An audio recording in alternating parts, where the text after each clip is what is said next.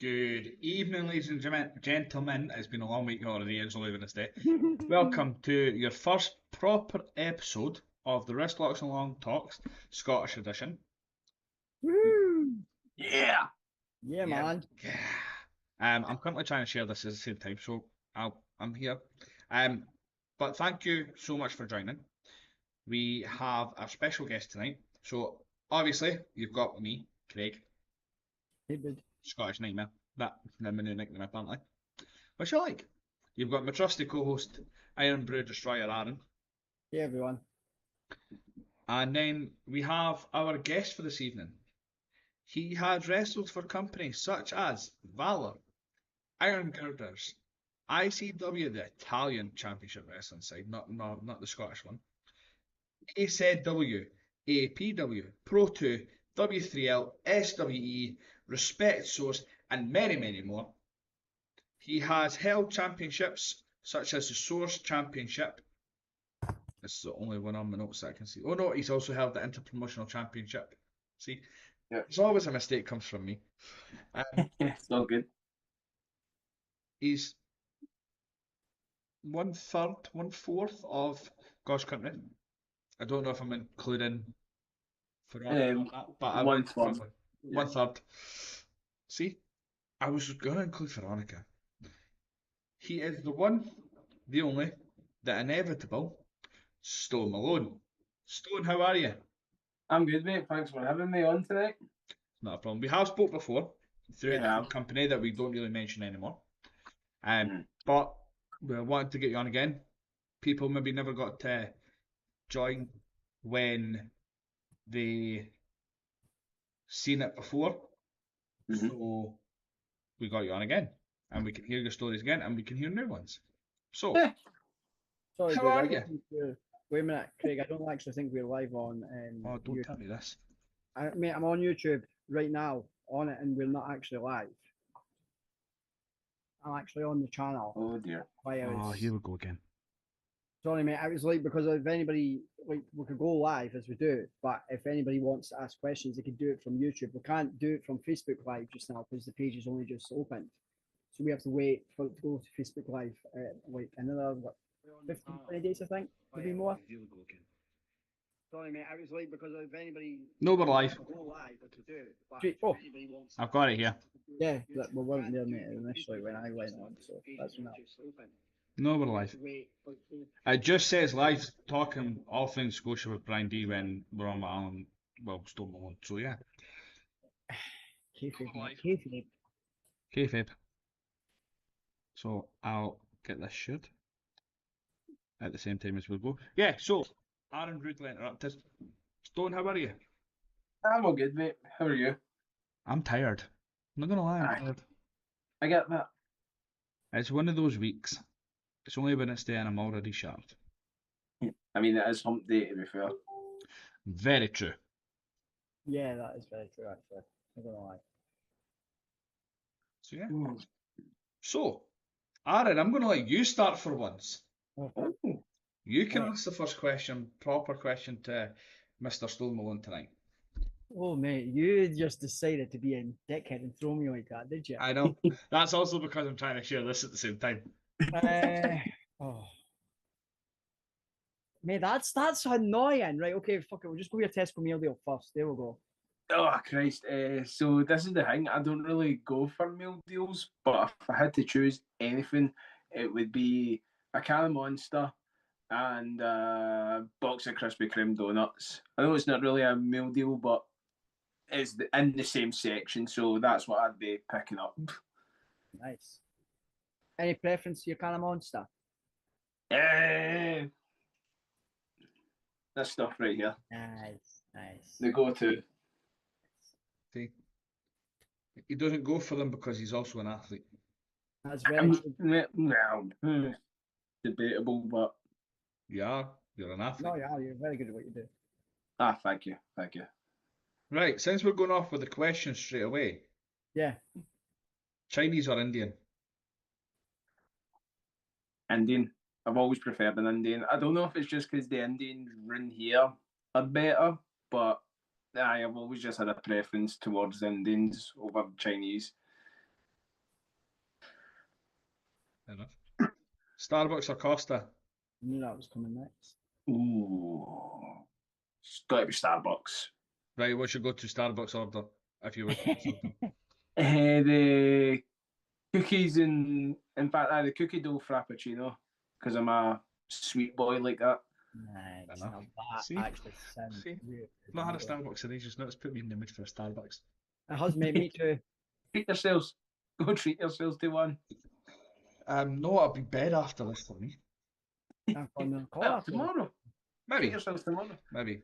It's I think we're getting a chippy tea tomorrow, so we might just go do it. Chippy tea. What are you going to have? Okay, we'll throw it to you then. What are you having for your chippy tea tomorrow night? Fish and chips and curry sauce. Oh, all over or that side. Your curry Depends on my sauce. mood. I might put it all over, or I might just dip things in as I go. Depends Salt on and my vinegar, mood. no salt and vinegar. Salt and vinegar. Always. Nice. Ah, And all over. Please, surely it's got to be all over. But Depends on my mood. I know we're going off the cuff here, but we're talking about food, so you know. Yeah, Oh, you've not long had my tea, and you're already making this on. we love talking about food here. No, so did I before it came on. I had actually, I had corned beef hash. Second day corned beef hash reheated. Nice. Two That's packets of heat crisps and yeah, a tin of Red Bull to keep me going. I've got fat. Fine, fair enough. And that's a nice glass actually. NWO.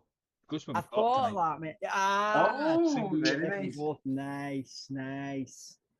That's because I don't have a Stone Malone top Yeah, No, you don't actually, mate. yet. That'll keyword happen, there. you know it We'll will speak happen. about this later on. Right, let's get into the proper questions of why we Yeah. brought him on. So, for people that's maybe not heard your story before, but it's the first question is always the same. What got you into wrestling? What got you into watching wrestling, and also what got you into being a wrestler? So the thing that got me into it was like talking many years ago. I was in like just started primary school, and all my pals were talking about wrestling. I'm like, what is wrestling? Like just asking them, and like, oh, you need to watch it. You can get it on Sky Sports and that. So flicking through channels one night, and then I saw WWE SmackDown. I'm like, oh, this is the thing my pals were telling me about. So I put it on, and the first thing I see is Hardcore Holly doming Big Show with a steel chair. And for that moment, I was like, oh my god, this is incredible. And then I went to a local show in Airdrie, 2015, 2016. 2015, 2016, I can't really remember what year it was, and they said there was a training school nearby, and I thought, right, I've been a fan of this for years, I might as well give it a go. So the first week I went was just to watch, just to see what it was like, what the training would be like, that kind of thing. I thought, yeah, I reckon I could give this a good go. And then the week after that, I went, done my first session, and I've been at it ever since. Class.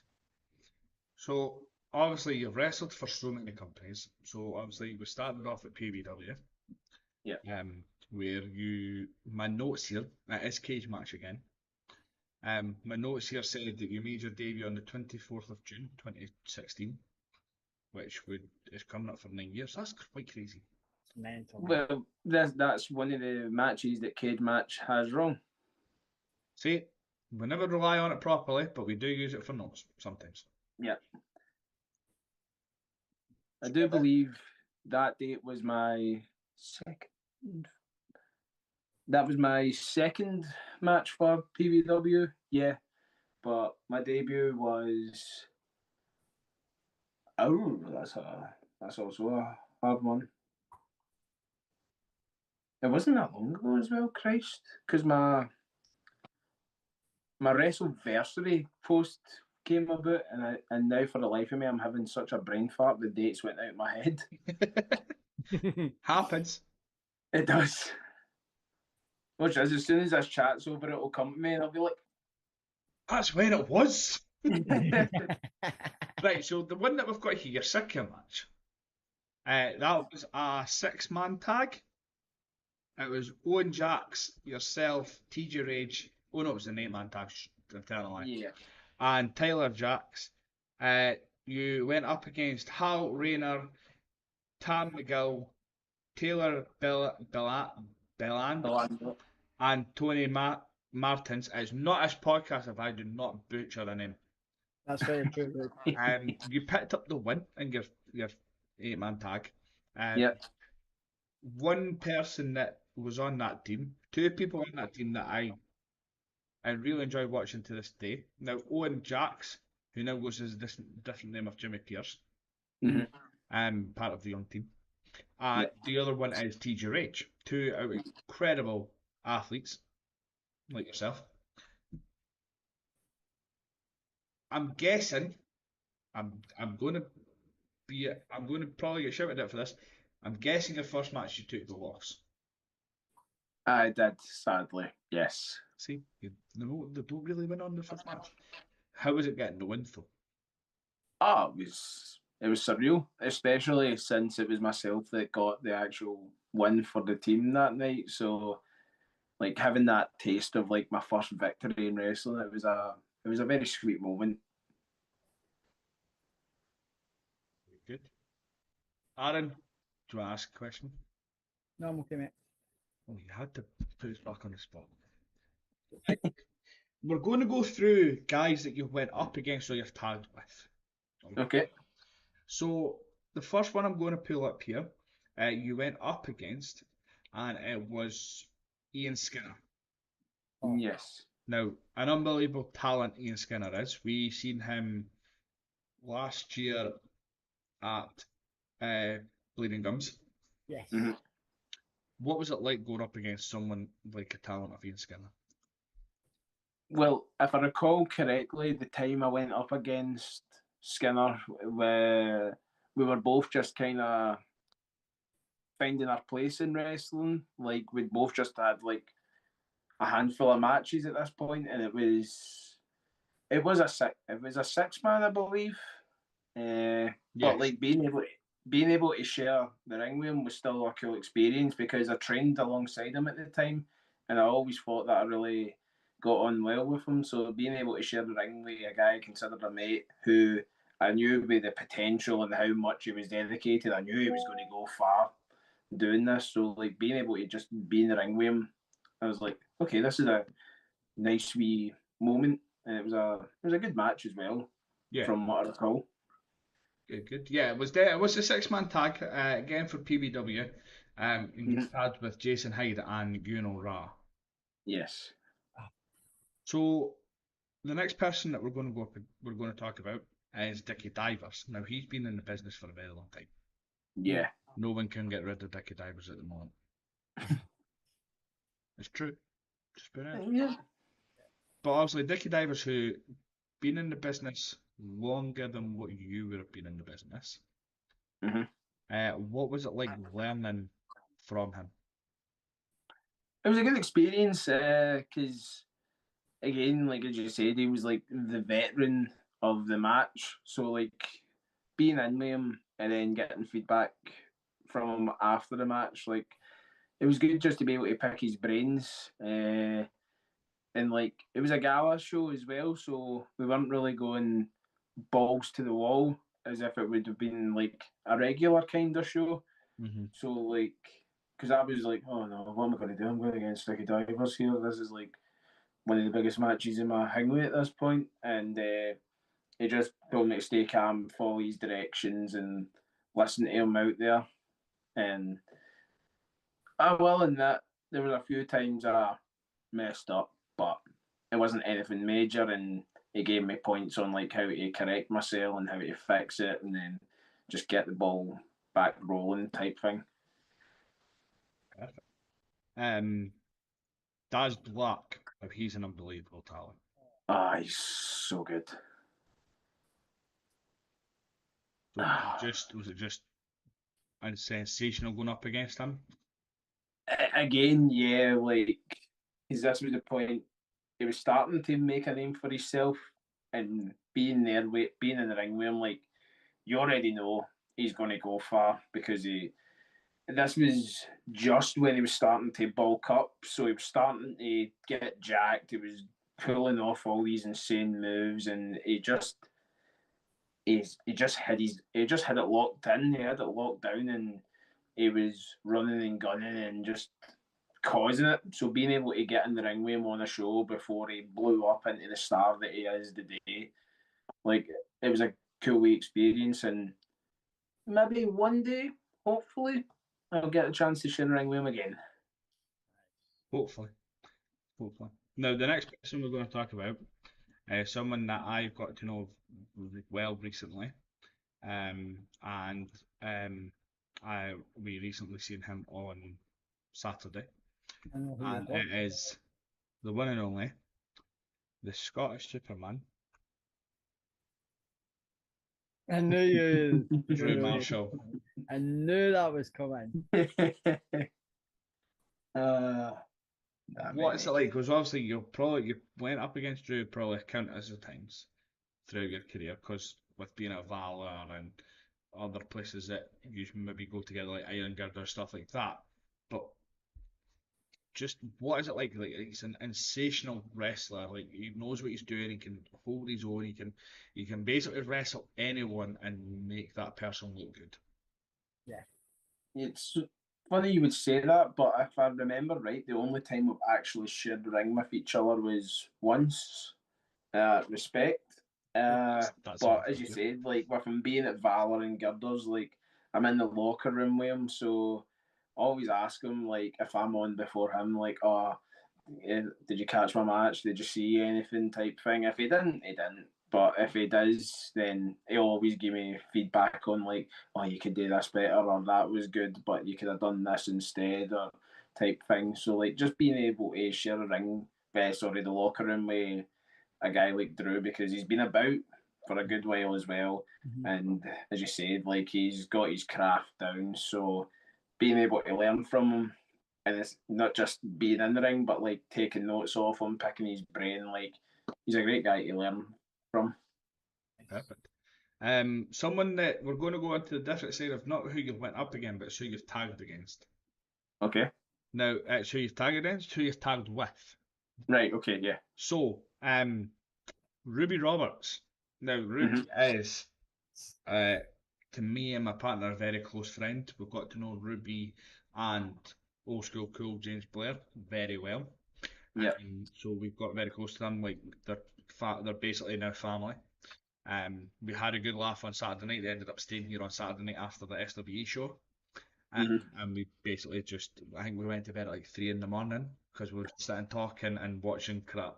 We was getting showing crap stuff on YouTube, like backyard wrestling stuff on YouTube that James Blair had been watching and he found hilarious. It's really bad. Um, but Ruby Roberts, who is again an unbelievable talent, one of the like from to me would be one of the best females around. I'm not just saying that because she's a close pal, but Mm-hmm. she's been in the business in and out for like loads of years. She's knows what she's doing. She can hold her own. She's been to many companies. But what was it like tagging with Ruby? So it was a debut match that I teamed with her in, and you could tell. Like, I hope she doesn't mind me saying it, but you could tell she was really nervous about it. I mean, of course she would be. It's a debut match, and it was the main event of the show, so that's quite big pressure. But she held her own in that match, and then you could see that from there on, she just wanted to get more into it. So then she started hitting the gym, losing the weight, training hard, and she's ended up just as you said becoming a good talent out of it. She just got better over the years, and she's ended up traveling Europe through it. So yeah, she's done great since that night. Perfect. Um, a company came to, I say a company came to, the local company to me in Arrington came to back in 2019. Now I was helping at this show. You were We actually. had a good chat. Um, you came to SWE. You Yes. was in the Queen's Hotel. Mm-hmm. You and Ewan came. That's where I met you for the first time. We got talking and we've Yeah. basically been talking on and off ever since. Yeah. Um, what was it like coming to SWE? But also, the one boy that you went up against in that still wrestles today, still an unbelievable talent, will go far in this business, and that's Hugo Harris. But Mm. Yeah. one was it like coming to SWE, and one what was it like going up against Hugo Harris? So it was good coming to SWE because again, it was my first time travelling up that end of Scotland. Uh, it was a good shoot. I felt it was a good match, especially considering me and you and we both admittedly didn't really get much sleep before it. We knew it was going to be a bit of a long journey, but we agreed to go help advertise a show prior to coming up to SWE. So we were up early doing that, and then we were on the road. Both of us were a bit like, oh, this match might not be as great as we'd like it to be. But I feel like we held our own and we entertained the SWE fans. But being in the ring with Fortune 500 as well, like it was good working with them. And then as you said, Hugo, like I mean, just for that match, he had the look, and you knew the more he sticks in it, the more he trains, the more shows that he would be on. He was just going to get better and better as time would go, and he's definitely proved that point. Yeah, he definitely has. We see him most months at SWE, and he just improves, and then he And he's clips heel, on other places, heel and work as well, though, is something else. yeah, As much as we've seen him for years, and you like when you follow wrestlers and you follow them at different places that go to, but and obviously at different companies they may be a face or they may be a heel wherever they are. But I prefer, as much as I like seeing Hugo as a face, I prefer his heel work because he is so good at it and he's so good at giving it back to the fans as well. Just to how he, like the way a heel would be if you know him personally, you'll not before each match. You'll say hi, but you'll not say you'll be the dicky way that he is as a heel. And then after the show, he'll speak to you properly, and that's him being in top true character and playing it the way that a heel would play, as if he was on TV and stuff. And you know what I mean? And I love to see that from him, and I love heel work from anyone. If you know what I mean? yeah. He is just I'm going to say like a freak of nature, like Oh yeah, what he can do. 100%. And I honestly see him going far. And just the Mm-hmm. videos you see of him in other companies just doing the exact same stuff. Um, it's just Not unbelievable. away doing something just now. I know he's abroad. I don't know if he's on holiday, but he's not away. No, he's And just on holiday. he's on holiday. I thought he's just away.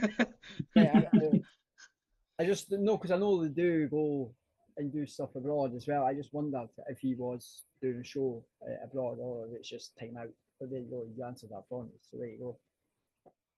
No, he's just on holiday. So Yeah. obviously you've tagged with Ewan before we go through other ones that we've got quite a few to go through. You've obviously tagged with Ewan quite a few times. How did that tag team come about? By pure chance, to be honest.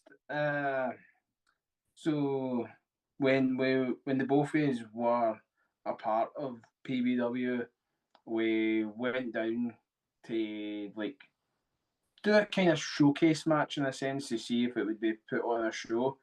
And me and you teamed up.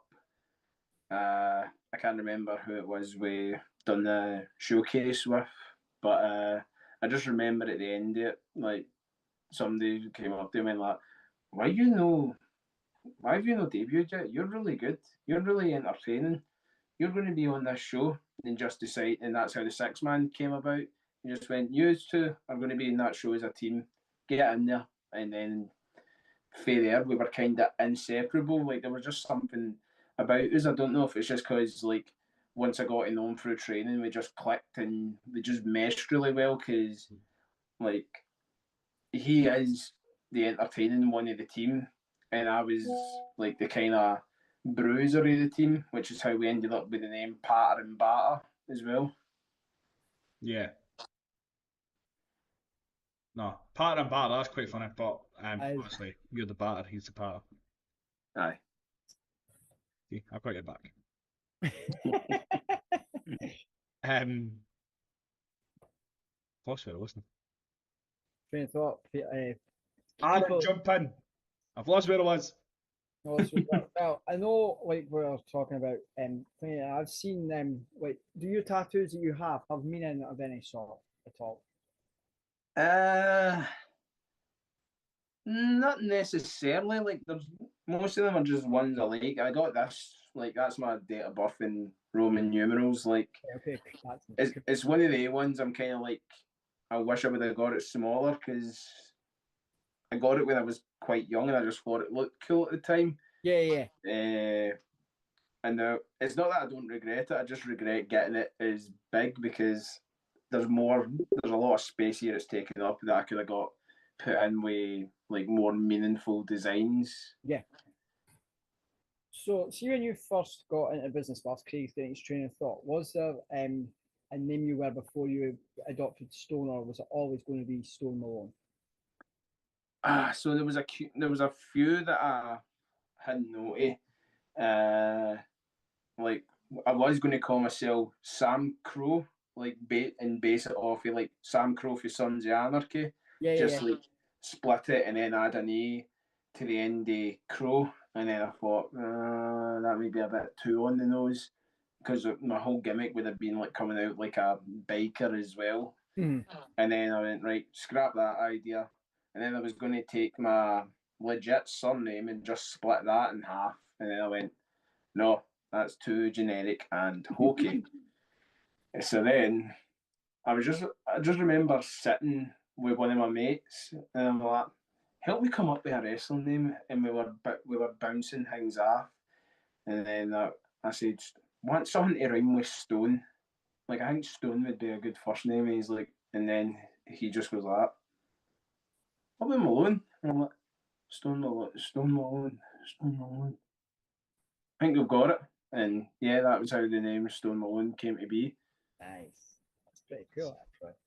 I found what it was. Other things, if you know what I mean, and then like you're sitting with your mate, and then you went like that, and he said that, and you went, actually, yeah, no, that goes. I think that's a nice telltale to see how it came about, if you know what I mean. Yeah. Like the easiest version of that story is just being like my favorite wrestler was Steve Austin and my favorite singer is Post Malone. Like that's the short and easy version. But Enough. I like that. I like that too. It works. It does totally. yeah. I like that version more than done. I do. Yeah, I'm not gonna lie. It's the fact that Kay kept saying with with Stone Malone. I'm like thinking, do you not mean Post Malone? He went, no, definitely Stone. I went, are you sure it's not Post? He's like, no. I know what I'm talking about. Sometimes. So I found my train of thought again. So the next person that you went up against that I want to talk about, and was Alexander Darwin McCallum, ADM. Yes. Now he is doing incredible just now with his heel work and what he is doing with that, and where he's going with it.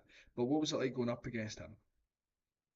So I will admit the first time I went up against him, it was completely different from what I had in mind because it was my debut match for Source, and it was a Christmas Carnage match, so it wasn't ADM essentially, it was ADXmas. And I was like, oh god, but it was tremendous fun, just like the type of match we had, and obviously with the Christmas theme, we were able to just entertain the crowd, like two guys having a laugh but putting on a good show and a good match at the same time. And then the second time I went up against him was when I defended the Source title against him, and that's when I got the ADM that I was expecting, the Clyde River Killer, and just being in the ring with him, he's so good, man. Like he's just got such a great knowledge for it, a great mind of wrestling, like bouncing ideas back and forth and being like, that's cool. But we'll put it here because it makes sense there, type thing. And like, he's one of the best guys I've ever had the pleasure to plan a match with and go out and work with because he's just so good. And I'll be honest, I miss him. I've not seen him in a long time, and I miss him. Well, sure you'll see him again soon. You never know, you meet the top up anywhere. Yeah, well, that's also true. The next one I want to talk to you about, you wrestled for Pro 2 in the Pro 2 Joker World event. Mm-hmm. You went up for the European heavyweight title. Yeah. You went in as a challenger. Unfortunately, you got beat. Yes. But you did go up against Andy Wild. Now, Andy Wild, who has been in NXT UK. He's been in the business for tons of years. I don't even look at how many years. And he's one tough guy who knows exactly what he's doing with the steps he's took. What was it like against Andy Wells? Well, I would still regard it as probably the biggest match in my career. Because he's, like you've listed, like he was in NXT UK at the time. He was the UEWA European Heavyweight Champion. So like, just as soon as the match was announced, I will admit I was like, what? And I knew I had to train hard for it. So not just in terms of wrestling, but in the gym, because I know he's got a great gas tank on him. So I got my head down, trained hard in wrestling, trained hard in the gym, got myself as ready as possible for that match. And then, like, when it came down to it, I was still a big bag of nerves until the bell went. And then it just became two big horses just going at it. But again, he was able to just, like, we changed everything that we done on the fly apart from the finish, kind of. Like, we had a structure, and then we felt the crowd out. And then it was like, you know what? Let's do something else. I'm like, oh, okay.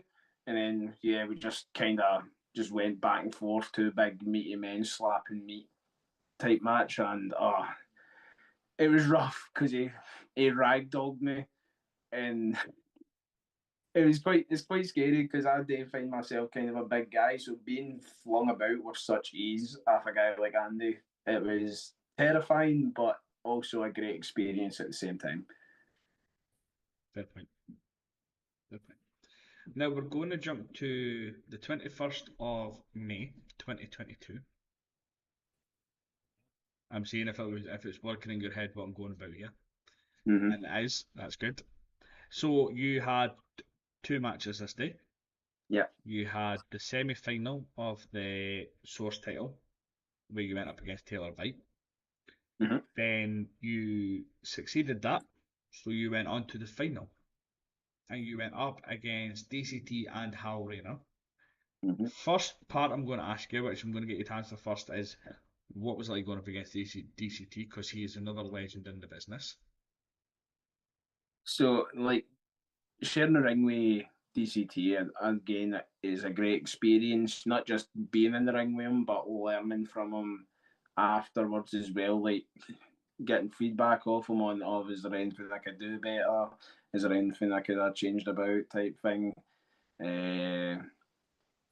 As he said to me, there wasn't really much, but just keep working hard and keep proving myself to like the fans, my workers, and like that type of thing. Because he seen something in me.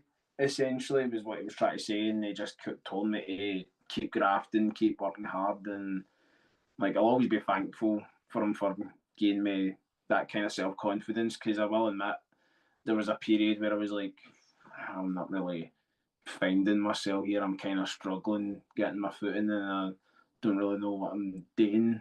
And then, like after that night, like I kind of knew, okay, I'm better than what I think I'm. And then getting that feedback from him as well gave me more self confidence and self belief at the same time. Mm-hmm. That's good. And the next part of that question is you win your first title. You became the Source champion. What was that like? So that was a decision that was changed halfway through the match. So originally DCT was meant to get the title, and then I just remember the ref, Callum, coming up to me halfway through and being like, match needs to change, you're going over. I was like, what? And then he went and told the others. Well, I thought he did. Hal picked him up, and I thought DCT did as well until DCT was pinned Hal, and I broke up the pin. And he's like, what are you doing? And I'm like, oh, he doesn't know. So then I've had to try and call something to him, but we got there in the end, and the minute the free was counted and the belt was put in my hand, I was overwhelmed because always said that my biggest goal in wrestling was to win a championship. Even if it was a tag title, like a 24/7 title, whatever kind of title, just winning a title would like put me in the history books essentially. And that was all I ever wanted, was to have just something there, so that if I eventually, when I do eventually pass away and people look through the history books of Scottish wrestling, my name will be there in some capacity. So that was the biggest thing of that night for me. Class. So I'm now going to jump to you. Then defended against Lewis Girvan, Mm-hmm. and now Lewis Girvan, no one needs to. Everyone knows how good Lewis Girvan is. Yeah. But I do want to jump to your next match, which was Pro 2 Beach Brawl on the 27th of August 2022. Yeah. You put your source title on the line, and you went up against Shakib Ali, and who put the Scottish Interpromotional title on the line. So it was a winner takes all match, and you came out on top and became a two-time champion. Yes. You were double champ. What was it like to be double champ? Because not many people get to live it or do it. So what was it like? To have two belts. Again, just a surreal moment. Like, here I was going for winning my first championship, and then just not long after becoming a double champion. So I'd been able to make one dream come true and then double it within such a short time. And again, I think I just kind of got overwhelmed with it a little bit, because I got quite emotional when I got home that night, like, because bringing the both belts home with me, putting them up on my unit, just looking at them, I'm like, God, that was a moment like, I fucking made one as business. And it was just great to be a double champion and sharing the ring with Sakib as well.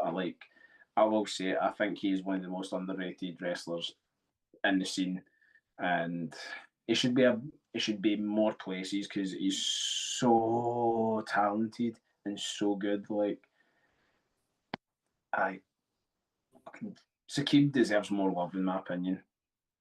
He is good. We get to see him most months at SWE. But I have also seen him at like the Valor and stuff like that. We're not going to talk about the times you lost the titles. Thankfully. That's a sad time. Absolutely. But you had a tag match on the 4th of March 2023 for CCW, who are now called Valor. Yes. I will tell you that I have other information just a sec when my screen decides to play ball again. There we go. You tagged with Jimmy the Ref. Yes. Who his wrestling name is Old School Cool James Blair. He's going to kill me for saying that, but yeah. No, wait, sorry. Old School Fool. Yes, as we call them, yes, exactly that. You went up against Luke Matthews and Big Mick. Mm-hmm. What was it like tagging with Jimmy the Ref? I mean, he was a ref, so I had to watch his back. I'm kidding. You still need to back and watch when he's James Blair, so you're fine. Well, that's also true. But no, it was a cool moment, because again, like in my time at Source, these were guys that I was training with at the time, and I became. Like to think that I became good friends with the three of them. So being able to have that match with three guys that I've trained with, three guys that I consider good friends, like, it was a cool wee moment. But like teaming with Jimmy, like the whole way that was planned out was excellent, because I've came into the match with no partner, and then he's like, actually, you do have a partner. And he whips the ref shirt off, revealing the Stone Malone shirt underneath. I was like, oh my God. And the crowd's fucking reaction as well. I was like, this is amazing. This is a moment. Like, not just for him, but like for me as well, because the crowd were right into the fairies. But yeah, it was a good night and a good moment. Good. I'm very glad. Unfortunately, I need to put up with him quite a lot now. He knows I'm only joking. He knows I love him really. I mean, well, someone has to. Well, that's no my job. That's Ruby's. Also true. Well, mate. See, um, but your next match as well, Bop live in Motherwell. You tagged with a sentence. It's food odd, Colton Davis, who Mhm. is very scary when you stand next to him and you have to go, hi. Yeah, yeah, he's a very tall boy. But Yeah, for someone who has also not been in the business for that long, because he only started about 5 years ago, and he's excelled so well. Yes, yes. What was it like with when you first tagged with Colton Davis? Again, a cool moment because again, trained with him, became good pals with him. Like, it was another case of like, as you said, like because he's only been around for such a short period, but he's excelled so much. Like, it was great just being able to watch him and being like, God, he is going to go far because he just keeps getting better and better as time goes on. And obviously, they both is having the matching gear, being flung together as a team for the first time. I'm like, yeah, we've got a good dynamic here because like he was tall and slender, and I'm short and thick, so it's like a perfect dynamic in a sense. Mm-hmm. But yeah, the Discus Towers might be back together. Well, I would like them to get back together at some point, but you never know. You never know. I wanted to know what Harris just started bursting out laughing at. I knew you were ready to say that. Well, because I thought Callum was on, so I was messaging him really quickly, right? And he goes to well, we were speaking to Stone about Jimmy the Ref. And he literally said, shame he died on the way to his home planet. That's why I was laughing. And he goes, Oh, hilarious. Jimmy is on his way home planet, died due to his gunshot wounds, is exactly what old school. Oh, to be fair, he did get shot. Yes, he He did. did, yeah. Yeah. Still never found out who done it. No. No. Okay, Stone. actually, no, he's got a question. Oh God, wait a minute, here we go. Wait a minute, wait. We'll do this even better. I did tell him to go to YouTube, mate. No, we'll make it even better. Let's phone him. And he can ask about it himself. You are live on the Wrist Locks and Lawn Talks page. Please do not swear. You could ask the question. It's because I've got the balloons on the back. Yeah, He's there. He's just very in the I back. see him in the corner. Yeah, I do see him in the corner. Right, what's your question? My question to Stone Malone is, what is his favourite professional wrestling hold? Mine's is the good old iron ball hold. Found myself laughing at this precise moment. Now, you won't be able to hear him because he's coming through my headphones, but I'll reiterate what he says once you start laughing. He is. He's laughing because he's muted himself for laughing because of it. It's great. So I did tell him to go on YouTube, but because we've been chatting, that's why. And then you phoned to I get just him. thought on. I'd phone him. Yeah. So, to answer that question, my favourite submission hold is also the iron ball hold. Nice. He did And just pick to- up on us. That's okay, To mate. clarify what reply. the I've iron just replied to him, ball it's fine. hold is, I've No. still no, done. excellent. But Yeah, yeah, it's never We all know one the where we actually all know get the interaction traditional with iron someone claw else. mm-hmm. when you squeeze the head. So the iron balls is when you grab their balls instead and squeeze them. Nice. Yeah. Ah, Oh, yeah. God. That is class. No, you didn't expect that at all. See, I you was. didn't know. I didn't. That's Oh, where we like to make things fun on this podcast. We You know what like I to mean? make things fun on the podcast. I can officially say that's the first time I've ever called someone while I've been on the podcast. Yeah. Excellent. But the thing was, it was because I was mentioning at the same time because I was keeping an eye on the chat. There was nothing there, but I did say to him, look, if you're free, just jump on the chat and you could ask whatever you like. Mm-hmm. And that's when he's then came on, and then you just phoned them. So I thought, Yeah. what? I made it easier. Yeah, even better. Interaction. Yeah, Interaction for followers. exactly. You did a battle royal. Okay, you did the rookie Rockstar Rumble match. This was Yes. on the 5th of August, 2023. Mm-hmm. For grassroots out of the shadow ashes, even. I can't speak tonight, honestly. Yeah, it has been a Delicious. long week for you, though. Remember. I know. Two people I want to talk about, and that one is Glenn Dunbar because he's a Yes. legend in this business. But one other is a gentleman who's doing really well for himself. He's got his own wee wrestling company, and he's putting on shows. I think basically every month or not every 2 months, and that is the one and only Ravy Davy. Mhm. So, in all honesty, I didn't really interact with Davey much at that show. Probably my own fault. Should have got more feedback off him if I could have. I just remember making my entrance to that Rumble, and for some reason, I came out with a prime bottle.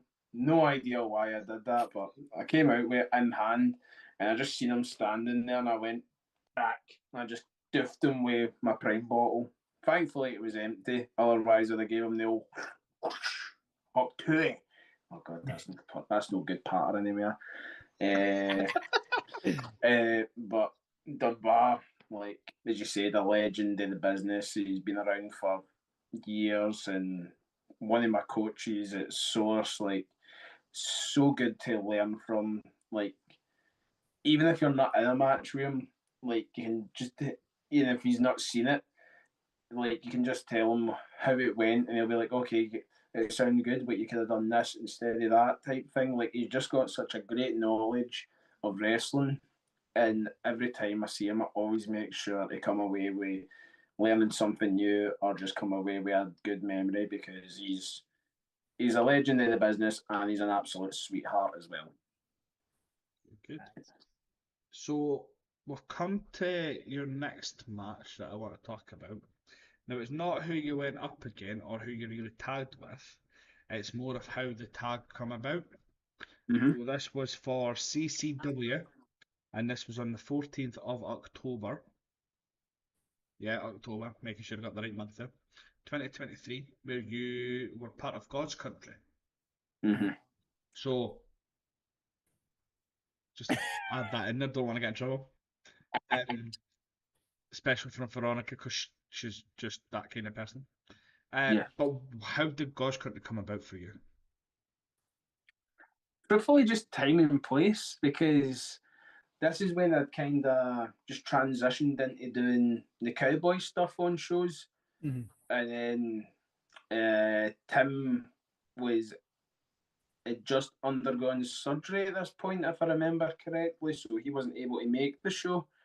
So then I was asked, "Do you want to be a part of God's Country?" I will admit it. As I said, yes, absolutely, because it got me on the show. But at the same time, I'm like, I am not a religious person in any aspect. But thankfully, that has changed now, thanks to the wise words of Frank of the Cross, showing me the light and showing me the ways of our Lord and Saviour. Very good. I did also just message Cool James Blair and said that you said it was the exact same, and to never doubt on me, and I have just had the laughing emoji put back to me. You know what's going to happen, mate. You will do it. Yeah, and I know why he's going to do it because there's a story behind it, but that's for off the podcast. I'll explain later. That's for off podcast before I go on another podcast. Yeah. Yeah. You did forget about that when you said that. Come on. Oh man, it's all night. You went up against Eddie Castle. Again, another outstanding talent in the business that's still rising in this day. Yeah. What was it like going up against Eddie for the IGPW title? Again, I feel like I'm saying this a lot, but it was a great experience because I'd not long just started training with girders. So to be given such a big opportunity, considering I was kind of a fresh face, it was like, okay, either this means one or two things. Either they see potential in me, or they've seen that I'm a former champion and thought, right, okay, let's just put this match together to make it something worthwhile. Probably none of those reasons, to be honest, but they're the two reasons that come to mind on how the match came about. But being in with Eddie, like again, like he's so good at, and he's one of the guys. He's that good. I think he should be wrestling in more companies because he's super talented. He's such a great heel. Like, he can walk into a room and make a crowd hate him. Like, he's just that good. And he's got a good mind for it as well, because this was the first time, like, I'd interacted with him beforehand, but this was like the kind of first big interaction with us going into do this match. So again, it was a bit of a nerve-wracking thing because it was the first time working together, and I wasn't sure if we would have had that kind of good chemistry to pull off a good match. But when we were planning, we were bouncing ideas back and forth, and we were like, yeah, I like that, yeah, that's cool, type thing. And then when we went out and done the match, the crowd reacted to it well. He was happy with it. I was happy with it. Iron Girders management was happy with it. So yeah, I like to think we done a good job on what was given to us. Good. And his camera's gone. Yep. You have wrestled against Levy. So he again is another up and coming talent. He is doing so well for himself. He now goes under Prince Levy sometimes as well. But I'm going to jump ahead of that match, and I'm going to go to again. It was you went for the IGPW King of the Fling title. Yeah. Where you went up against Chris Kingston, Gabriel Saul, but the one I want to talk about is Robbie Cartwell, who held that championship for a very long time. Yeah. I've not seen him live. I've just seen it all over social media. But Robbie again is another up and coming talent who's doing so well for himself. What was it like against someone of his talent?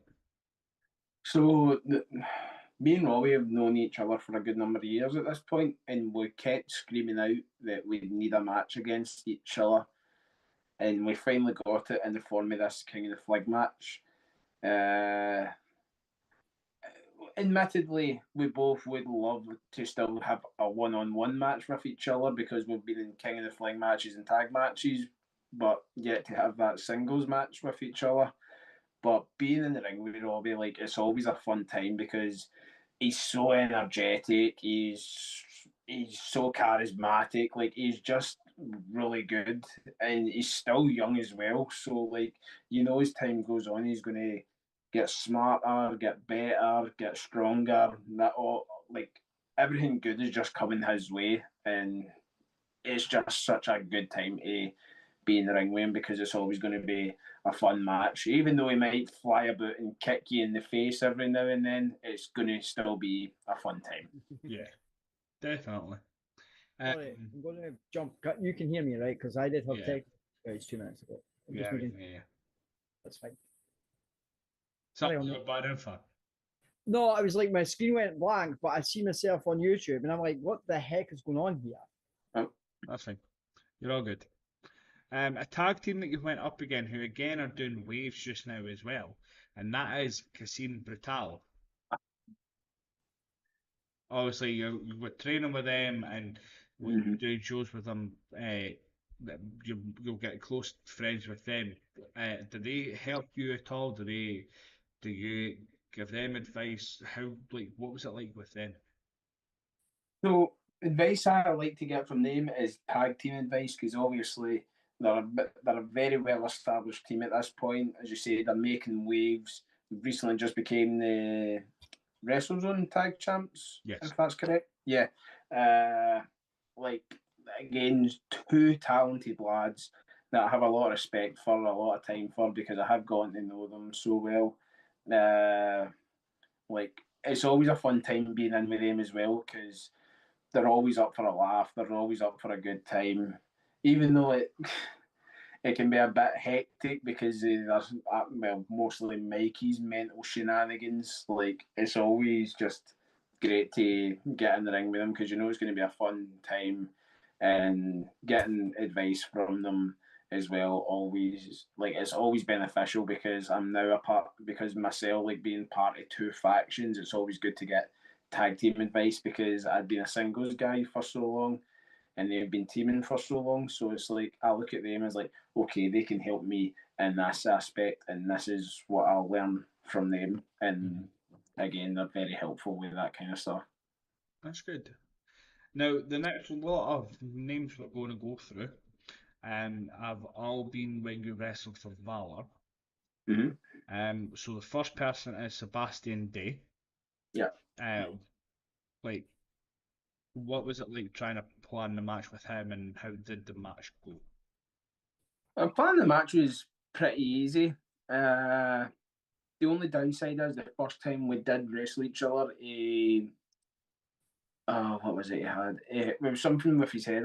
It wasn't an injury. It was like it was quite ill. So he just said if I get rocked, I might need to take time or whatever. But that was the only kind of wrench in the works type thing that we were dealing with. But planning with him was easy enough because I was like, okay, how do you want to start? How would you like to do this? We're just again bouncing ideas off each other. Then we went out and done the match. First match was pretty solid, and then when it came to the bull rope match later on, both of us were like at 100%. So it was like easier to plan in the sense, okay, none of these are dealing with any injuries or illnesses, but with it being a bull rope match, it was a bit difficult because both of us had never been in that type of thing before. So we're like, okay, how do we work with this? And then thankfully Tim Strange was there, so he's been in quite a lot of bull rope matches at this point. So asked him to help us plan it out, and he was able to give us advice on how to work it. And with his advice, and then us two bouncing our own ideas off each other, I like to think we've put together a pretty good bull rope match.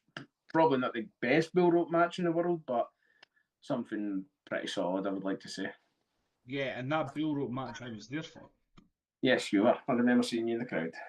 I was there because that's when I went face to face and also held Buffa Mm-hmm. when he went up against Louis Nixon, and that is also when Tim Strange decided that he wanted to basically slag me about my eyebrows. After I basically slapped him and told him to punch him, and he chopped him, and that's not a punch, that's a chop. So I'd have made him feel like he had a friend, because when they were behind the curtain for your match, you seen their hats. So we can see your hat. I thought I said we can see your hat. It was only one of my necks, but two of them appeared off their heads. I was like, hey. So I was like, thanks. That was a fun show. I remember that. It was really good. That's also the night that Drew Marshall joined the NK. Yes. That's right, yeah. That's because he came through the crowd with the mask on. I remember that. Mm-hmm. See, I remember some things, just not a lot. Yeah. But let's cut it back a bit. Yeah, I don't know why I did that, so we're not talking about that then. Jan Islav. Yes. Oh. So you went up. This was a battle royal. Mhm. There was Jan. There's three people in this I want to talk about.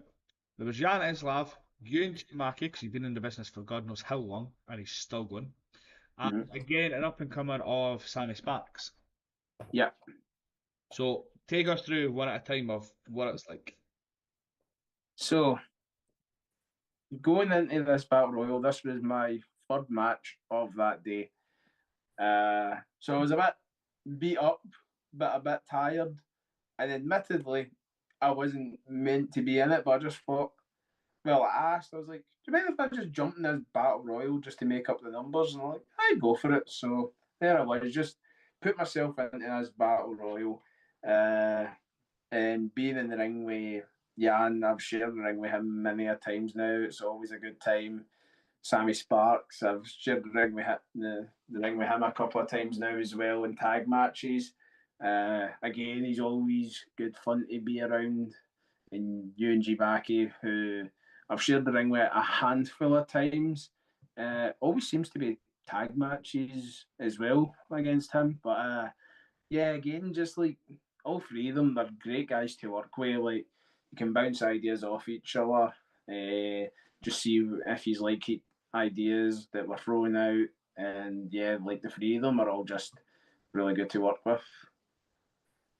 Good.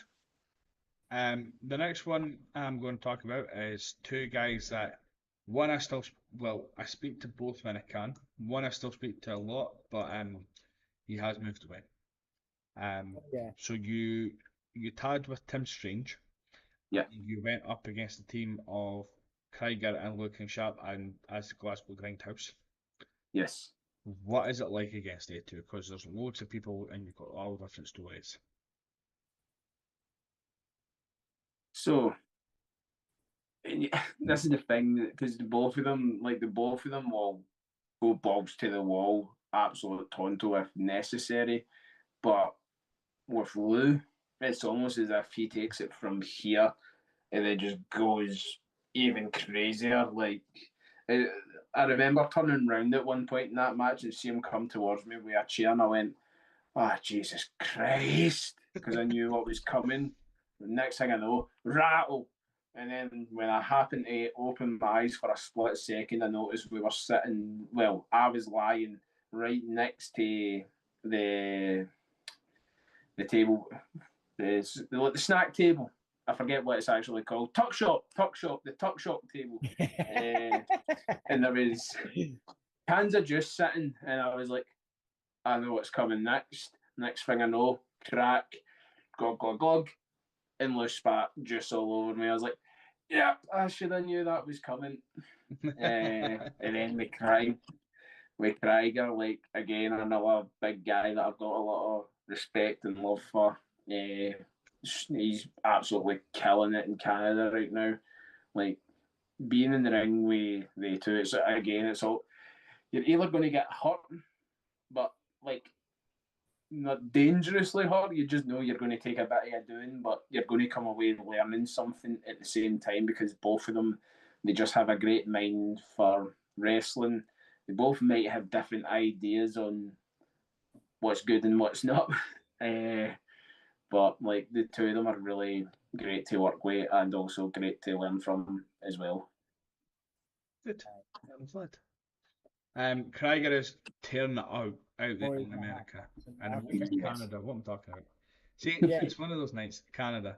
I just see his posts every other time about what he's doing. It's just to see that he's gone out there to do that and better himself as well. It's just phenomenal, because, as you see, he's a great guy and he's got everything is falling into place for him right now in Canada. You know what I mean? Yeah.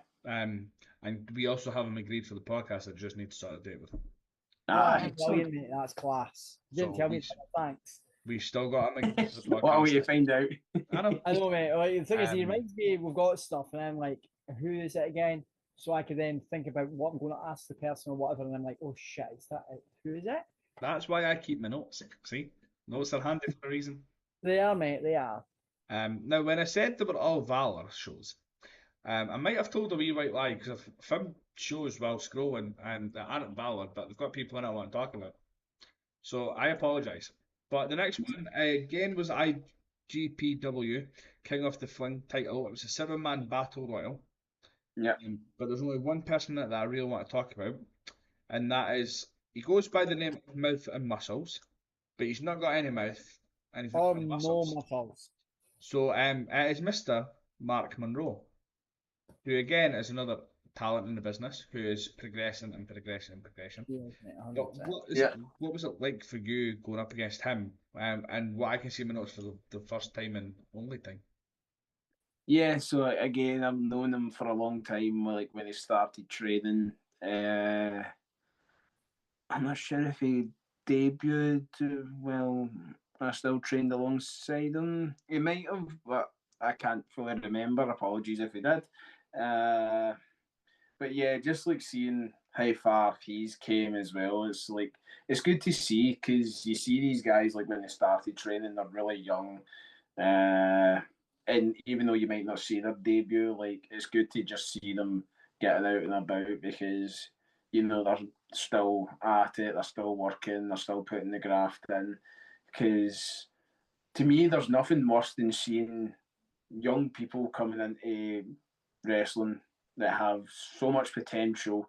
They train hard, they work hard, and they could go places, and then they just decide, nah, it's not for me anymore. Like, I get it. Sometimes you might not be in it mentally. Sometimes you might just not be enjoying it as much as you used to.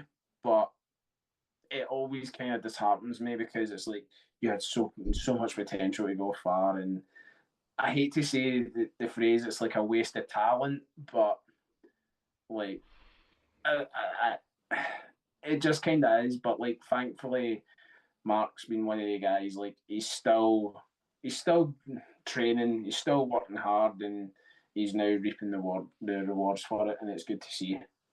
Good. Next person is Seb Silvers. Mm-hmm. Obviously the Swedish sensation. How was it going up against him and the planning of the match with him? So this was a match both ways were coming into with a bit of an injury. So I had the shoulder injury and he had a slight foot injury. So both of us are a bit like, what do we do here? But being able to plan around the injury kind of mess up the match. If anything, it kind of gave us more of a story to tell. Mm-hmm. But because both of us were heels at the time, that's where we were kind of like, okay, how do we go about this? And then we came up with like making him the kind of more facey heel, because like, admittedly, as a member of God's country, nobody likes us. Well, some folk do, but not everyone, because they don't like us shoving religion in their face. But that's our mission, to make you fear the wrath of God. But aside from the point, playing with Seb Silvers, like it was easy enough to work around the injuries, and then when we went out and done the match, it was great fun. Crowd enjoyed it, and yeah, I felt like it was one of the better matches in my career. Yeah, and a wee fun fact for that. That show was Aaron's first ever Valor show. It was, mate. Oh, really? Yeah, Yeah, because I yeah. was looking at the card. I've got the card up, and by knowing of the card, I remember it being Aaron's first Valor show, because I remember we were sitting on the stage, Yes, Yes. but like and near the back um bit. yeah, and when Hugo Harris was on it, and when Oh, he yeah. came out, and because we were so used to him being a heel, when he came out as the good guy, he came over to us and clapped our hands and went, "Keep that shout for me," and then carried on. But I also remember it because Jimmy Pierce showed up at that match at that show as well. You had Legends Never Die of Fulton King and Sammy Sparks go up against God Countries of Frank of the Cross and Tim Strange. Mhm. Yourselves match. And I remember having Big Mick and Tommy Lockhart versus America, Buffa, and Rampage, because again I got in Buffa's face. Yeah. And then the big guy was with Buff got in your face. Yeah. And then you had Daisy versus Ruby, and you had BT Gun versus Lou in a Kirky street fight. So I do remember that was Aaron's first. It was, because I remember, was it not long before that, like, because obviously, now, yes, the young team are back together, but was it not long in between that is when they turned against, when they went heels? I'm sure it was the show just before it, to be fair. Sure, I couldn't remember what it was. 'Cause I'm sure their show was the Friday or the Friday And then night, and then that like, was on the we Sunday. see him, and then obviously he was faced at that show, and when He was heel. no, he wasn't. He was still here. It was just the fact that he loved the fact. I love it when wrestlers know you and you give it to them, because you hate how they've turned because of the heel. But then it's like, and he fed off at us all shouting to him, saying, Jimmy, we don't like you, right, throughout the match. And he fed off that. And I think it made it better for him. But it's like, even after, it's like, we're chatting away and he says, I love the fact that there's people that I knew here that had seen me before, like, in the show when I went here, and was just carried it on from then, saying that we don't like you. And I think for him, it made it better, because he knew there was fans there to actually give him what he needed for his match. You know what I mean? Mm-hmm. But yeah, no, it was my first time. I've not been at Valor since, because we're working whatever else and where it is. And normally, if we're going to Valor, not being funny, because money's been tight for both of us with changing jobs and crap. Craig is to most places, if that makes sense, if we're going to further field where Valor is. So the plan is to hopefully get to a Valor show when it fits in with both of us in that as well. But That's yeah, understandable. like I said that time, my first experience, he told me about all the guys in Valor, yourself included. and like God's Country and everything else, and I'm like thinking I wasn't knowing what to expect, and then like just seeing it, and then like even like we've seen Frank Cross in our promotion, but to see him doing that in God's Country as well is like, wow, that to see that character for Frank as well, and then yourself, and then like I've seen Tim and other stuff, and I'm like, you know what, I could get into this. I thought what they're doing, what God's Country is doing, and when I've seen them at other places, I'm thinking, oh wow, this is the way they do it. It's like obviously I know like from Bleeding Gums to see Veronica and then Tim Strange at that, and it's just the way her interactions at that is similar to the way she is when she's in Valor, and it's just I loved that night, and even like just seeing the wee man's face in different because it was his first experience like, with Valor as well, and going on about it and chatting away, and it's like I remember we had Lou on before on a thingy, and I remember when he did 5-star, he got a picture. Now obviously wee man's older now, but the comparison of how small he was and like at the time when Lou was, and obviously how they both changed, like and we showed him the picture and he used the Craig sentiment later on, and it's like Lou couldn't believe how he's changed, but how the wee man's changed as well from the comparison. Lou was like, Yeah. yes, he's still small, but he's still like he's not afraid to give it out, and like because he'd obviously seen it at the show when wee man was just giving wrestlers crap, and he's like, it's great to see kids do that and give the wrestlers it as well, because that's what it's for the future. It's for like yeah, it's us we love shows. It's also for the kids, and if they love it and they're getting it, that helps bring like their kids later on when they have kids to shows as well. If you know what I mean. Yeah, absolutely. So yeah, no, definitely hoping we are definitely hoping to get to a Valor show very very soon. And hopefully I'll see you at one very soon. Oh, definitely, mate, 100%. So I was looking to find out when my first Valor / CCW show was, because I first came out of CCW. You did actually, yeah. And my first one was, if I found it right, the 5th of August 2023. Oh wow. And because I remember having Nitro Green and Seb Day for the title, and I also remember the match that actually reminds me of it properly was the women's 4-way match, because you had Allison Inc. who defeated Daisy Jenkins and Lexi Lux and Ruby Roberts, and the main event was Legends Never Die defeated the Glasgow Grindhouse, because that's when Fulton King came back because he was injured. So that was mine and my partner's first show. And then I came to the Paisley one, and then I said to him, you have to get along. And he came to that one, and him and Ollie, his son, really enjoyed it. He said, like, it's so funny because he's been, and he's like, when we go to Valor again, when we go to Valor as well, but it'll be when we could get through to wherever it is, and then whatever else, if you know what I mean. He's like, yeah, well, we need to go back. I was like, yeah, okay, fine. Well, you got to listen to him. We'll be back. It's just finding the right timing. No, I understand. I'm not so much about who you went up against, because you went up against Glasgow Grindhouse, but it was another show that I was at. It was the 1st of September 2024. It was in Carluke. It was the Valor W3L show. Yeah. Now this was a God Rules match because you changed it at the last second. But what I'm going to ask is, was it not you that sat on your own dad's knee? Yeah, so Craiger got a hold of me and he just went, there you go, Stone, sit on your dad's knee, and then just chopped me. And my first reaction was, you alright, Dad? And then my dad's like, I am good. I'm like, okay. And then got back up in the night. But yeah, I'm pretty sure there's actually a photo of that moment, and it just looks like it just looks like Craiger's like, your son's had too many, get him up the road. Is that not also, did you not also get hit with the laptop, or was that Tim? That was Tim, because I remember I was getting a booting off all the Waynes in the front row, because Craiger's like, get him! And I'm like, wait, what? And I've looked up, and the next thing I know, I'm surrounded by these kids, and they're all kicking lumps out me. And I look up for one moment, and I see Tim sitting with a John Cena hat on, like, come on, Stone, get up, fight them back up. I'm like, I'm not hitting children. and then I just seen Luke sneaking up behind him with the laptop in hand, and I was like, oh no! Next thing I know, bang, and you just heard it. Yeah.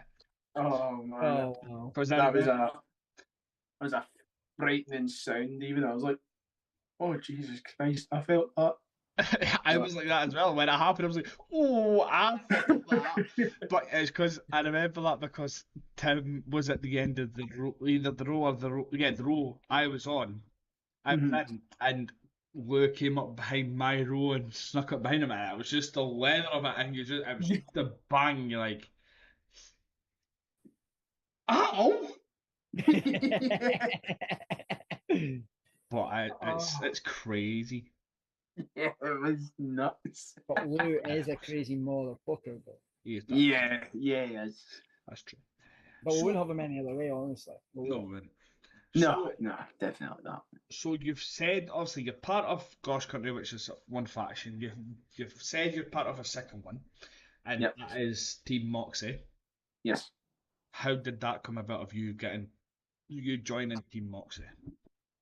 So essentially, like they were looking for muscle, because it mostly just consisted of Moxie and Chris Kingston at the time, and then Charlie Weiss had just made a return and he joined up as well, and then they were like, they need two big guys like in the group, and so they looked at myself and Big Mick and went, yeah, I could see these two being a part of the group. And then the way it came about, it was a Easter house show that we ran, Girders, and it was a tag match, so it was Robbie Cardwell and Gabe Saul versus Chris Kingston and a mystery partner, and it was me as the mystery partner, and that was kind of like the trial run to see if I would be a good fit for the Moxie crew.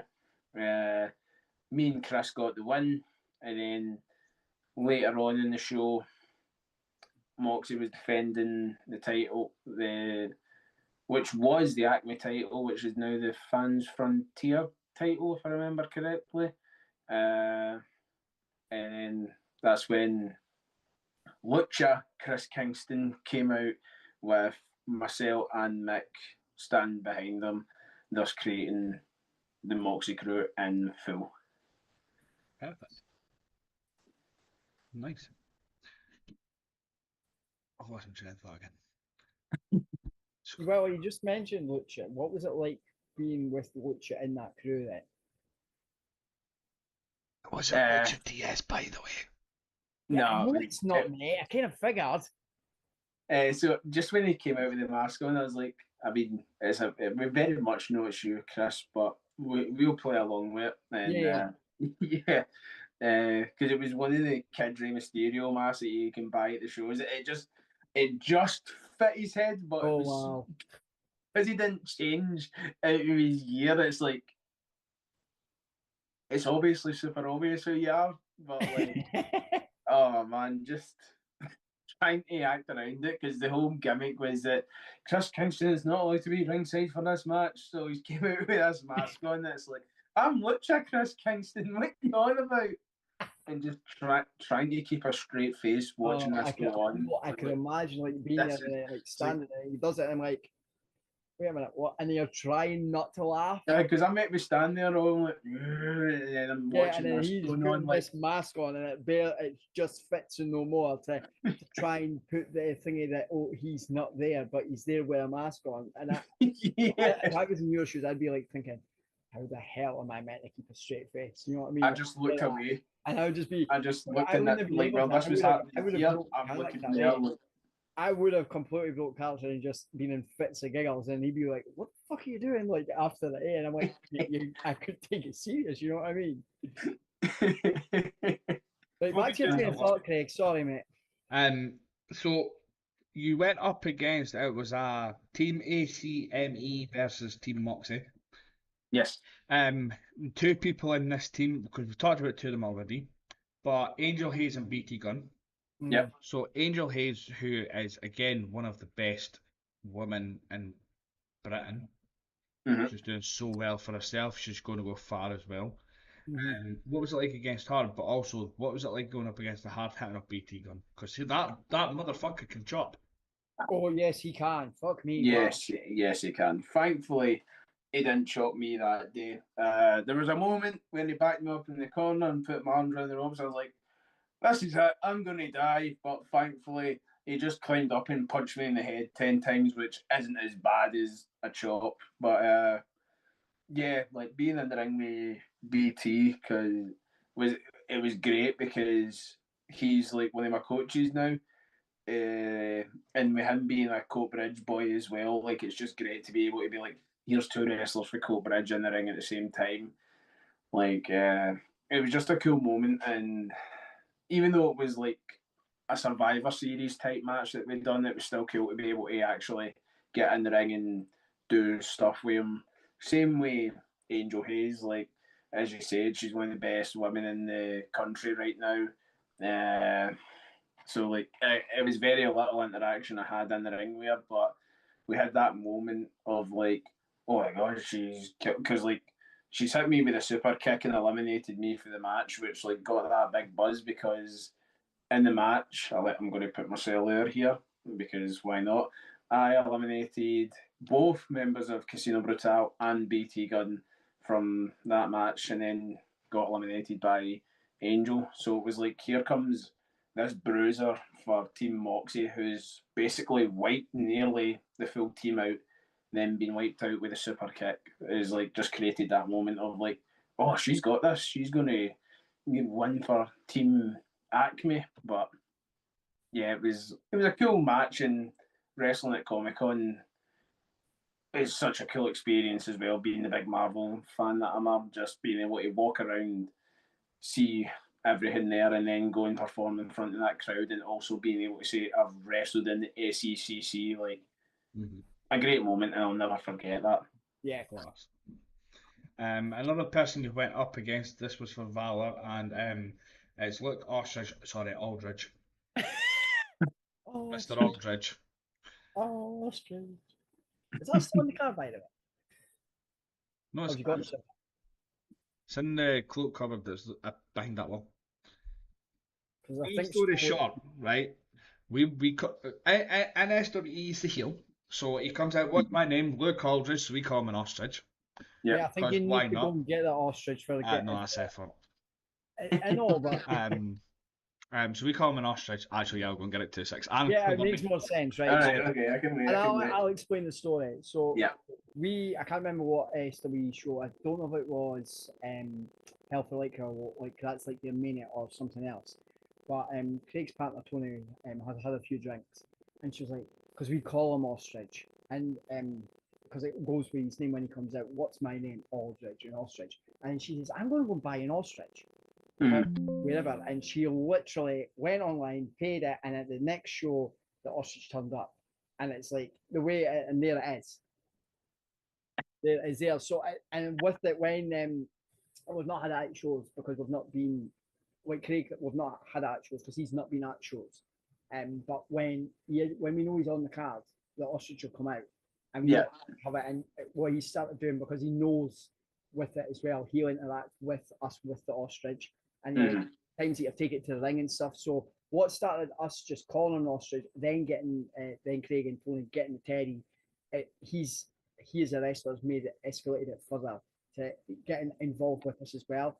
So this is what I love about shows. Like when you start something and other people then calling on to it. So if we're not at a show and he's there, even though the ostrich isn't there, other fans are actually starting to do it if we're not at shows, if you know what I mean, which it started off us, but I've not been at a show or whatever, and then like pals we know that do it says, oh yeah, we'll miss you at the show, but we shouted that for you, and I'm like, you know what, it's not a thing that we wanted to get like other folk involved in, but it's great that other folk are now doing it as well at shows, and you know what I mean.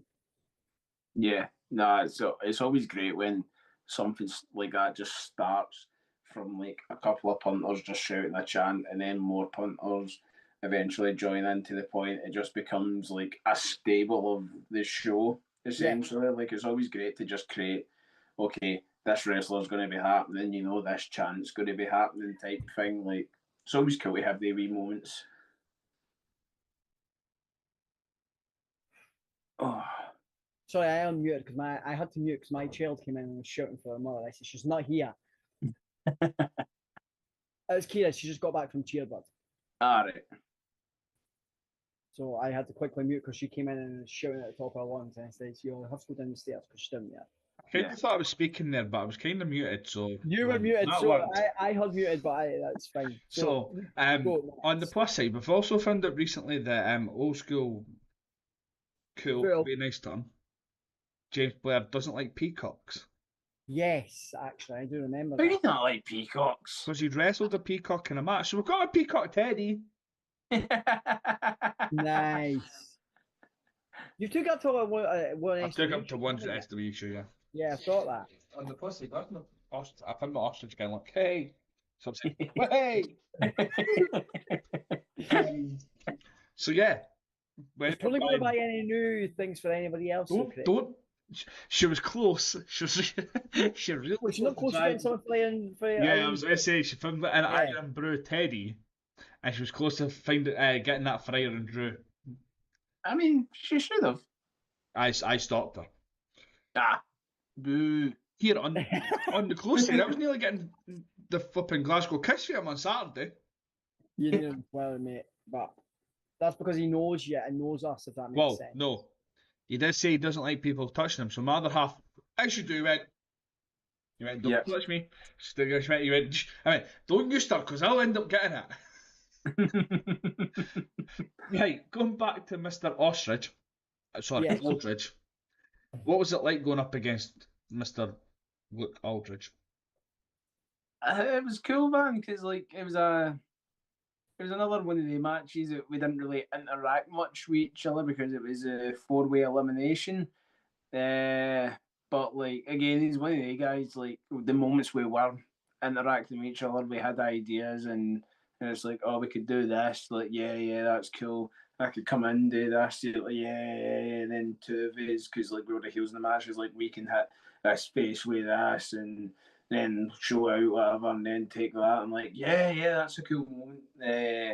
Because like I started the match going around blessing everyone, and obviously I blessed him, and then he's like, man, nah! And I'm like, what? No, Jesus! And then he's just fucking threw me at the ring. That does sound put to be fair.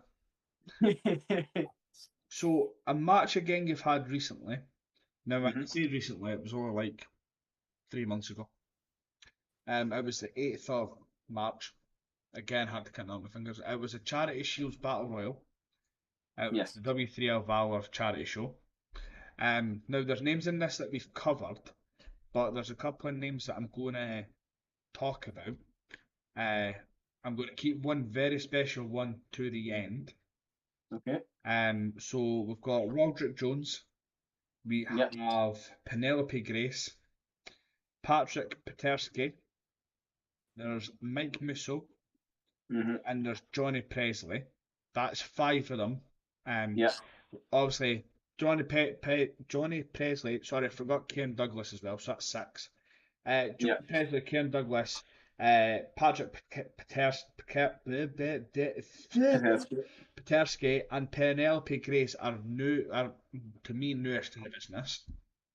So what was it like? How did they get on in that match? Did they do well or?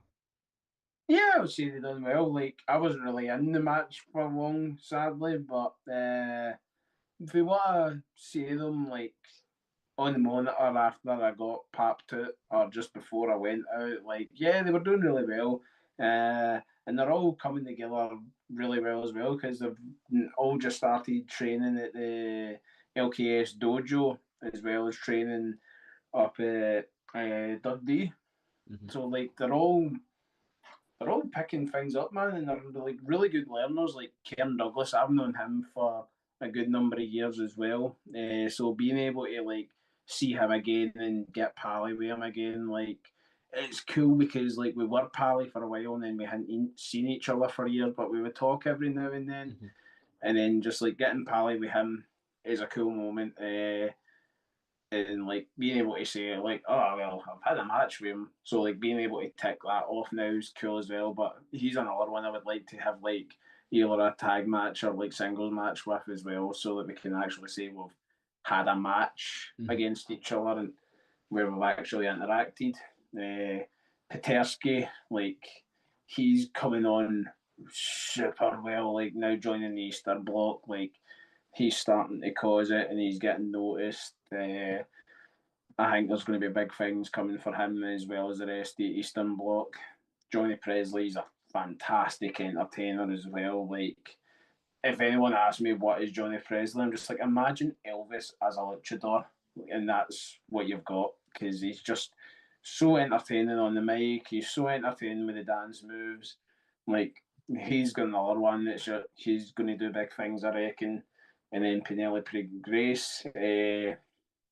Again, she's really young, but she's already beginning to make a name for herself. Like she's over in Sweden right now to wrestle for the Sweden Rock Festival for the full weekend, which is an achievement, which is a great accomplishment, and it's also one that I'm very jealous of because it's a cracking lineup. But yeah, like they're all beginning to cause it. Yeah.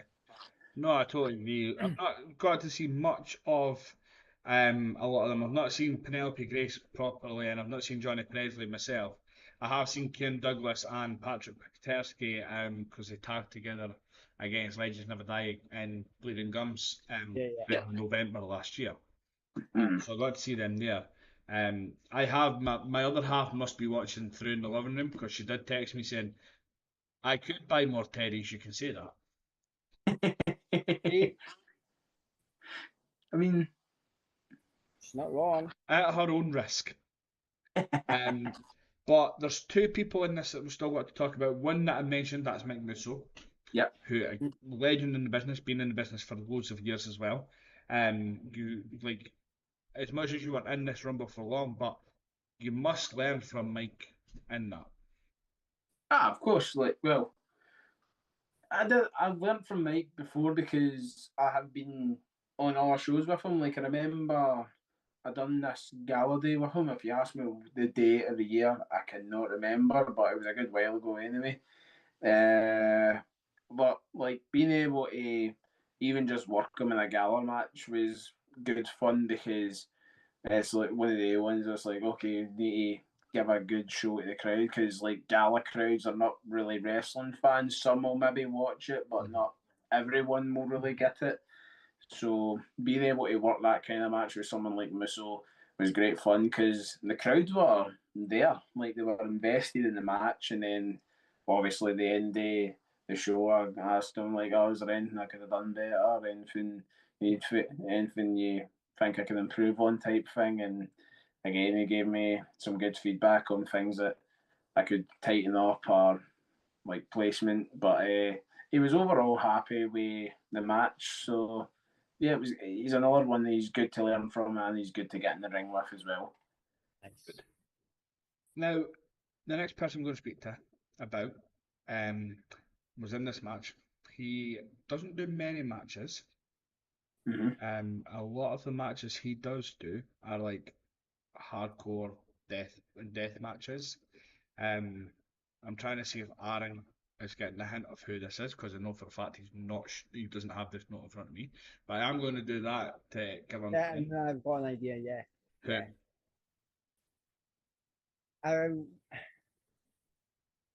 Well, See, could we? I put him under the spot now. Fuck.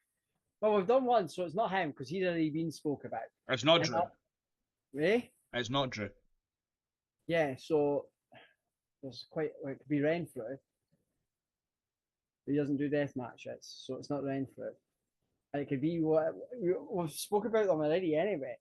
Well, you just answered your own question. It is Renfrew. Yeah. Renfrew does do death matches. Mate, thing is.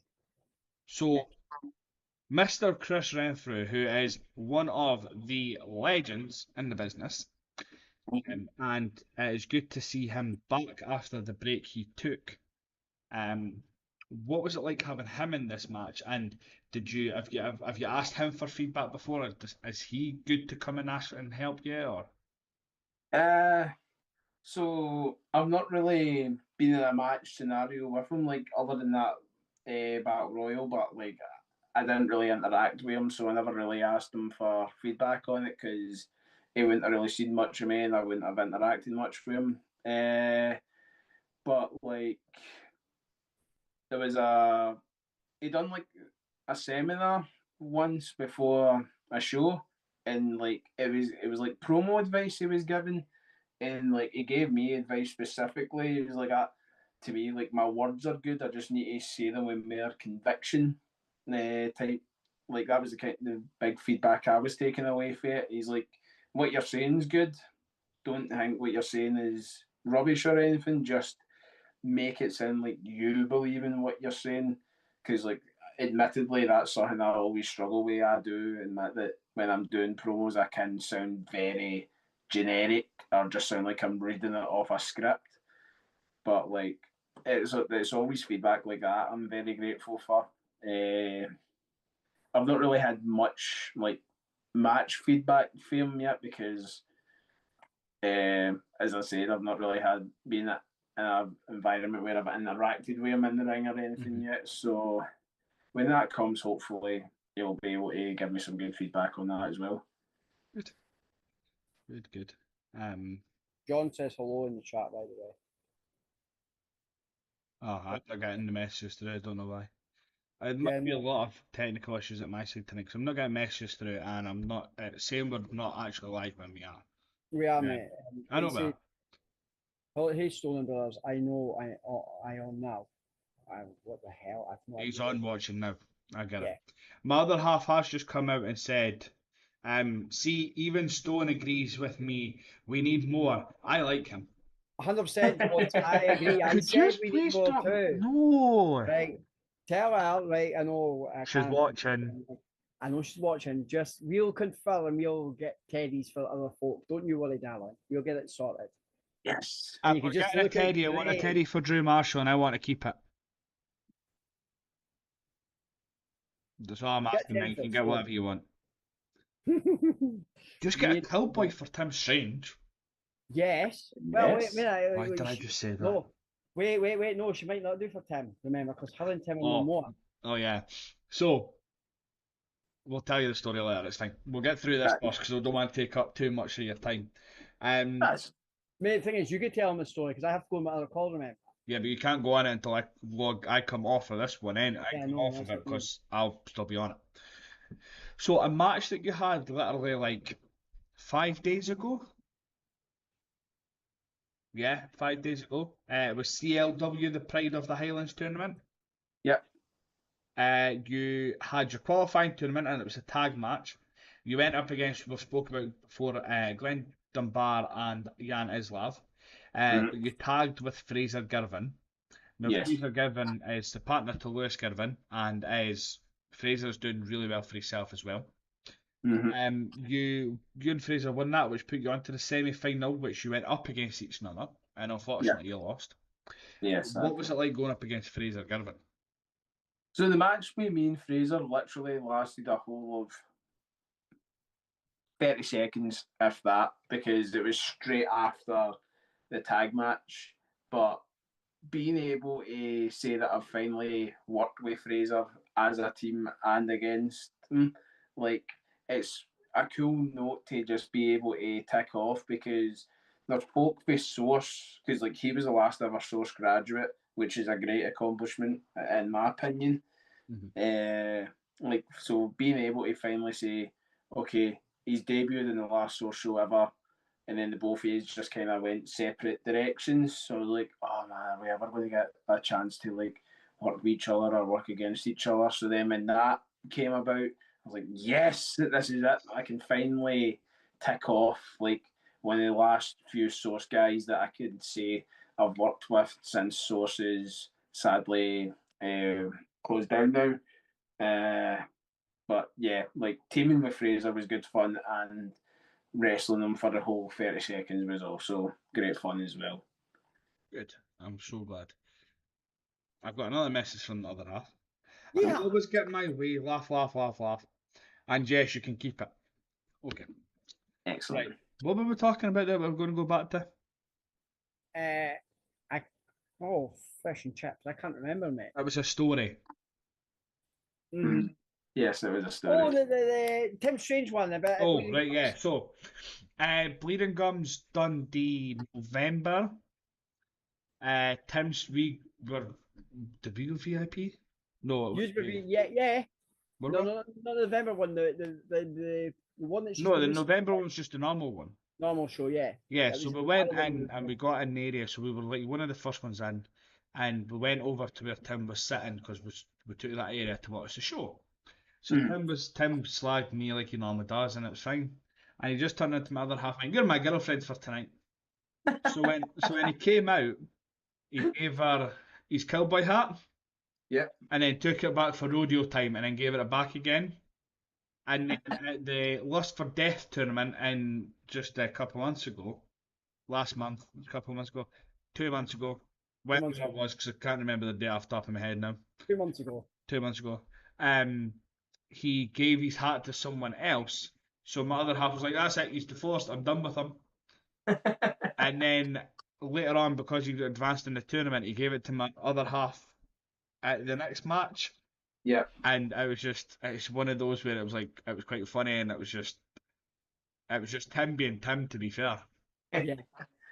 Yeah, that's Tim for you. As you say, mate, Tony never interacts No. usually at shows, and it just for her to say that he's divorced. I think we looked at each other and thinking, "Wait a minute," and it was so funny because then later on he got it, and it was how it, as you say, how Tim is. It was just iconic how it worked, and then just Tony's reaction at one point, and then how it changed later on. I'm like, "Wait a minute, holy crap, wow!"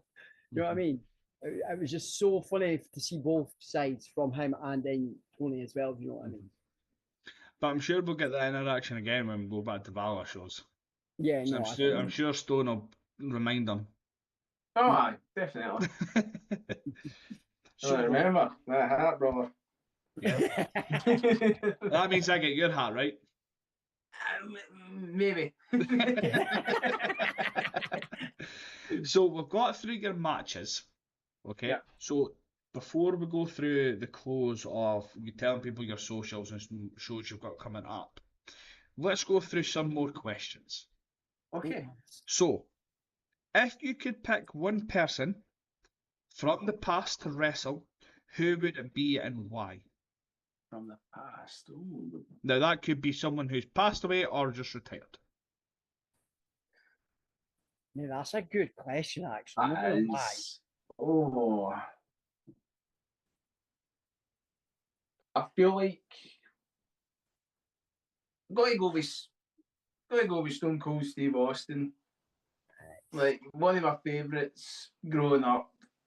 In the match he had with Kevin Owens shows that although he has retired, he could still go if the match stipulation is suitable for him. So like, yeah, I feel like that would be a really fun one. I mean, it would probably just leather me, but I would be more than happy. I'd be standing there smiling while he's punching me, like, "Oh my god, I'm taking a doing that for Steve Austin. This is great." Yeah. Have It's Steve funny. Weiss after as well. Yeah. Yep. Who do you take inspiration from? Oh god, that's another hard one. So I've always been kind of inspired by like Macho Man Randy Savage, but just because of how charismatic he is, how bright and colourful he is. I know with the gimmick I portray, you would not imagine that I take inspiration from him in any way, shape, or fashion. But just in terms of like his like machismo, like that's the kind of thing that I like to be like, okay, maybe I can't do the whole oh yeah, but like taking wee things like he does, like how he can just go off the cuff and say these one-liners that just stick with fans forever. Like I'd like to get to a level of being able to be like that. In terms of actual wrestling, I would say that I would take inspiration from, like, say, Steve Austin, Undertaker, just kind of like the brawlers and bruisers, big type of guys, and then like And the whole idea of me eventually using the spear as a move, I kind of just went Roman Reigns is my favourite current wrestler right now, so I'm just going to take the spear because his spear is so wonderful. I'm like, I wonder if I could hit it like that. I don't hit it as cleanly as him, I would admit. Some might disagree with that, but opinions are opinions. But yeah, I would definitely say like Austin, Taker, Reigns, like just big bruiser type guys are the kind of guys I take inspiration from in ring style. Nice. Tony's texting me again. She wants Nice. to get a cowboy for Tim, and she's saying, "Can we get a stone for you for Stone Malone?" Yes, I fully support this decision. Oh, there we go. We've done that. We've done that. We've done that. Do. Who's the main person you want to wrestle in the independent scene right now? Ooh, James Storm. Class. nice. Class. Like, I know he's getting on and he doesn't really do as much wrestling wise as he used to, but he's not officially retired from wrestling to my knowledge.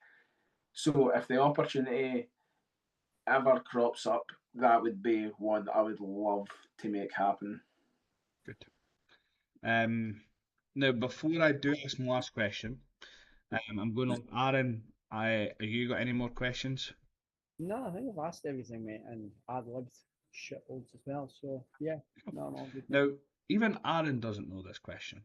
Well, that's fine. Okay. So this is I've been listening to the Chris Van Vliet podcasts, Okay. Yeah. and there's a question he asked that I'm going to nick because it is a really good question.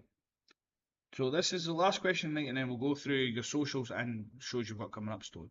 So what's 3 things you are grateful for in life right now? Now that is an actual. That is a good That question. is a very good question, man. My girlfriend, Morgan, because she's fully supportive of my choices and decisions, even though sometimes she's like, you're an idiot, but I'll still support you. My parents, because they're at majority of my shows and they're always very supportive. In fact, I think they've been at pretty much every show I've been on except for like say Combat League because it's like up the furthest end of Scotland you can get, and then anytime I've wrestled abroad. However, there was that one show I done in Italy. My dad actually nearly came to that with me because he's like, "Oh, I miss Italy. I want to go back." So I'm very thankful for them. And the third one, I would just say wrestling because wrestling has gave me a lot of great moments in life, and it's also given me a confidence in myself that I never would have imagined I'd see myself having. Because I used to be a very shy person. Like I wouldn't really talk to anybody. I wasn't really outgoing. And then since I got into wrestling, I've just came out of my shell and then just extended that essentially. So yeah, my girlfriend, my parents, and wrestling are the 3 things I'm thankful for. Perfect. I'm going to leave this up to you now, Stone. So let people know where they can find you on social media, and what shows you have coming up that you know of.